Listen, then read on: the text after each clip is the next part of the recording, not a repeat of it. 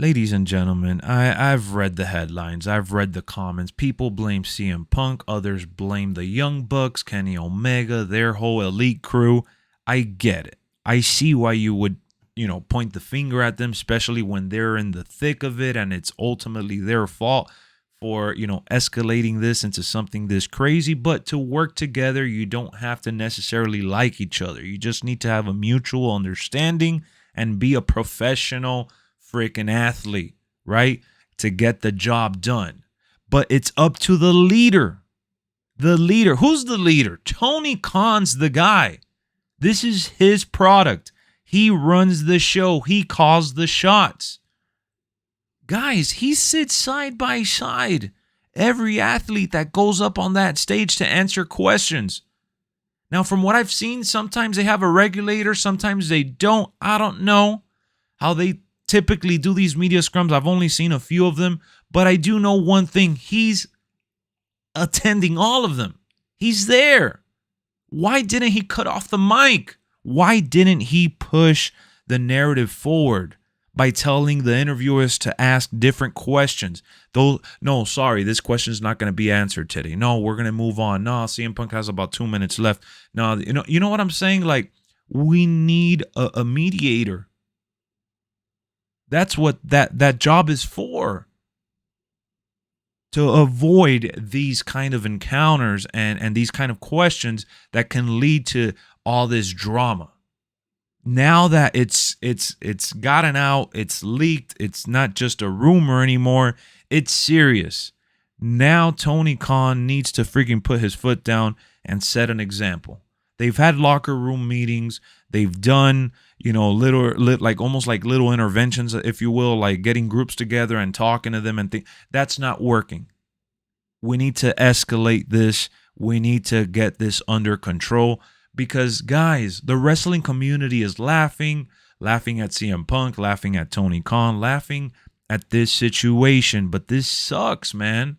This sucks because we need AEW to be good so WWE can be good as well. Vice versa. It works both ways. When the market is competitive, it makes everyone involved strive to be better, to do better, to be more than what they just are.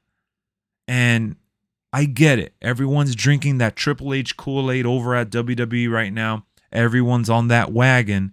And a lot of people are hoping for AEW's demise. But that's not smart, in my opinion. WWE has limited spots available for the talent they're grooming and the people that are already there. What about everyone else? All the talent that we've seen and learned about in AEW, like the Hangman Adam Page, Kenny Omega. And not that those guys can't get a spot at WWE, but I'm just saying MJF, Darby Allin. Look at Sting's run in AEW. So AEW has a lot of good to offer to the wrestling community and the business. And this is just sad to see, man. And this is definitely a learning point for Tony Khan. He hasn't had to deal with this kind of animosity and this level of egos backstage because let's face it, who were the most popular guys there in the company? Cody Rhodes, Kenny, Young Bucks, and things like that. Chris Jericho. That's about it.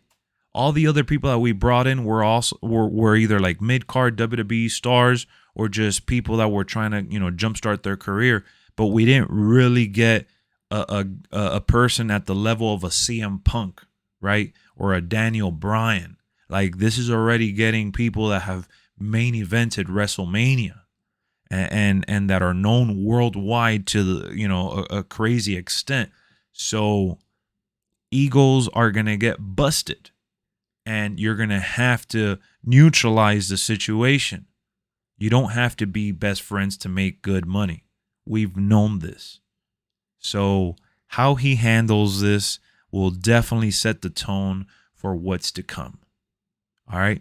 And at the end of the day, what ruined the WCW? It was all the ego trips and the bullshit that was going on backstage. It wasn't even that the product was actually bad. It was just the people involved had their head so far up their ass that it just pretty much ruined everything.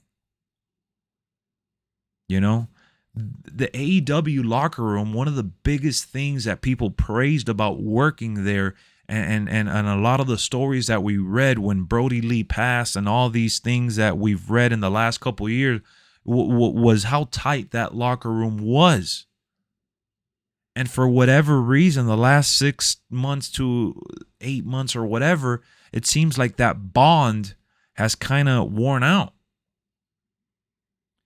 And I feel like it almost started when we started reading about Cody Rhodes and his issues with the company or with the elite or what have you, and his departure.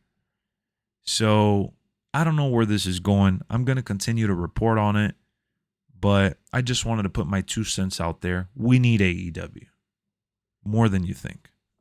Hit me up down below. How do you guys feel about this? I'll see you on the next one. Thank you for tuning in. Peace.